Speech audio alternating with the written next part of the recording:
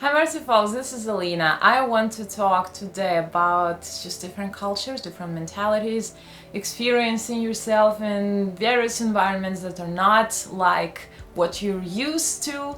But first of all, make sure to subscribe to this channel and hit thumbs up, because that's gonna help the YouTube algorithm recommend this video to other people. Once you've done that, keep watching. So I want to talk about how endless the cultural experience can really be and how much there is to learn, no matter the number of countries one has lived in. There will always be something else, something that one has not experienced yet. I myself am now living in my fourth country, officially and actually unofficially in my fifth country, if to count my 3-month sojourn in France, when I was creating my first multidisciplinary project. By the way, the link to the film is here. And at the moment, I have no idea whether I'm gonna move again or not. I can say that the first time I moved, I have experienced some kind of cultural shock, but probably not really a strong one, since I was 15 and younger people, children and teens, adapt much faster than adults when they move, when they change the country for the first time. In fact, upon visiting my birth country, I have had a reverse cultural shock, but that happened somehow during my second visit, not my first visit. After that, I think I somehow grew immune to cultural shocks, and I convinced myself that there is no real standard of a lifestyle and behavior in the world, because each country has its own standard. There is no common denominator. There can be, of course, similarities, but you cannot assume that something is this way and that way because you're used to it in your previous, home country or your previous country. To be honest with you, it's much easier to live with this idea, and I think that's also why the last time I moved to a new country, it was very easy, I can say. I was really prepared, I did the paperwork really thoroughly, and there was no problem whatsoever, and it feels great, it's going really well so far, and I love the experience. Now, a couple of suggestions that I learned from experience. So, don't assume, better ask.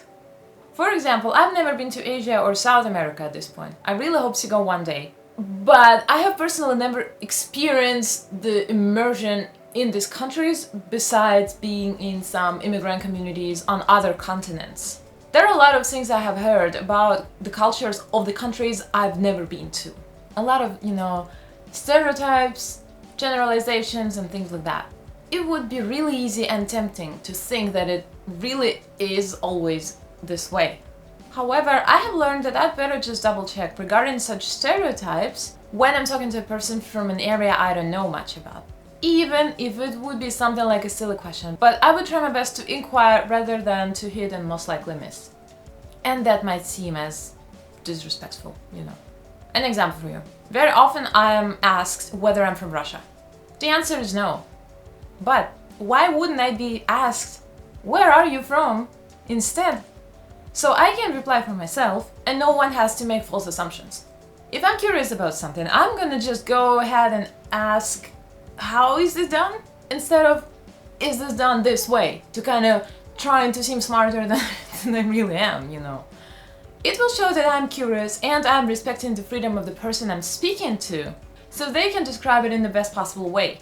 And this way also, when hit with a false assumption, that is probably gonna leave a negative aftertaste, Now, just a bit on traditions and customs. I've heard a really funny story that there was a girl from a German-speaking country. I'm not sure if it was Germany or Switzerland or Austria. She was from a German-speaking country and she moved to a South American country. And she got invited for dinner by a friend, let's say at 7 p.m.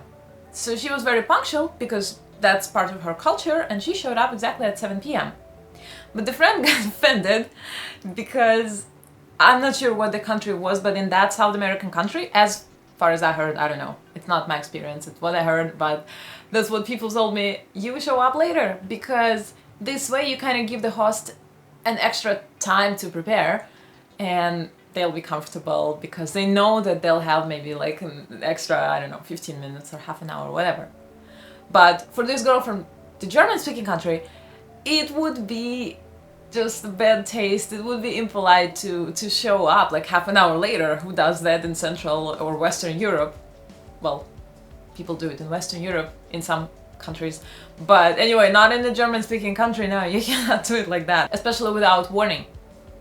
So yeah, that was quite a bummer because she thought she was being nice and being on time, and the other girl from the South American country actually had a bad day because she didn't make something on time and she needed more time, but she had no idea that the guest was gonna show up on time, you know. So yeah, if you're planning a drastic move, go ahead, do some research and just prepare yourself for your new country, your new world and new traditions and things like that. Maybe if you have friends or family, just ask around if this is okay to do in a certain way, or maybe there are other ways that are generally preferred in that country. Now, mentalities. Oh, I love that one.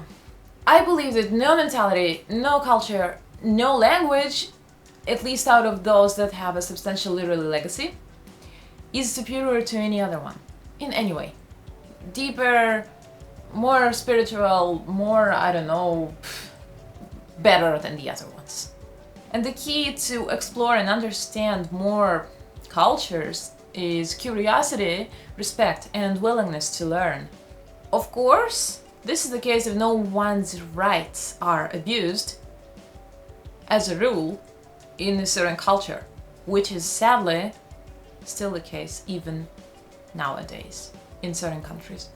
Unfortunately, I keep hearing things from people sometimes that one culture or language is in some way better, deeper, more spiritual, whatever, than the other ones. And I clearly cannot agree. I think that there can always be a counter-argument found. And usually, it's said by the people who barely or never ever travel. They never leave their home country. And of course, they have never immigrated. I believe that in every single culture, there are unique and beautiful things to be found, cherished, and respected. If we all would have respected and not abused each other's cultures, the world would have been a much better place, to say the least. Please write in the comments what was your experience immersing in different cultures, whether you have had strange or embarrassing or funny stories, and whether you have moved to a new country, or maybe you have already changed several of them. And if so, then how easy or how hard it was for you to adapt, to get used to your new country, new culture and new traditions, new language, and just generally feel comfortable in the new environment. I would love to know more about what you guys are doing, and it's gonna help me also create new videos on the subject. With these thoughts, I'm gonna leave you for today. Don't forget to hit the like button and subscribe to this channel. I'm gonna see you in the next video. Bye!